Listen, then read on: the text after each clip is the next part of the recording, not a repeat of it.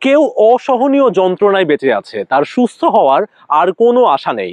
সে যদি নিজেই মৃত্যুকে বেছে নিতে চায়, তাকে কি সেই স্বেচ্ছা মৃত্যুর অধিকার দেওয়া উচিত? যারা স্বেচ্ছা মৃত্যুর অধিকারের পক্ষে, তাদের মতে মানুষের নিজের জীবন নিয়ে সিদ্ধান্ত নেওয়ার অধিকার থাকা উচিত।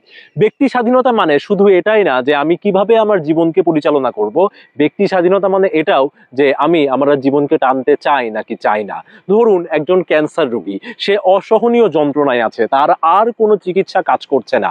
সে যদি একটা শান্তির মৃত্যু বেছে নিতে চায়, এই অসহনীয় যন্ত্রণা থেকে সে যদি মুক্তি চায়, তাহলে তার সে অধিকার থাকা উচিত। আবার স্বেচ্ছা মৃত্যু অপ্রয়োজনীয় যন্ত্রণা কমাতে পারে।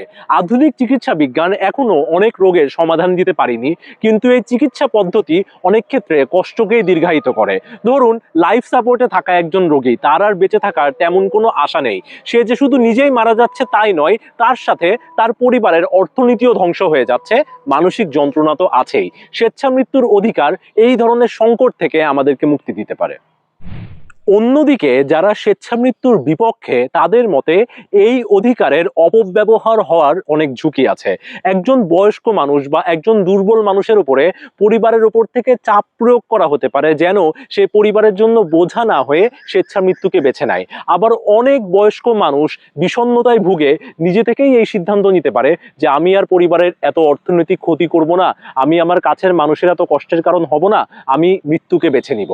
তাই তখন এই যে অধিকার, সেই অধিকারের অপব্যবহার হওয়ার একটা ঝুঁকি থাকে, তাই এই অধিকার দেওয়া উচিত নয়।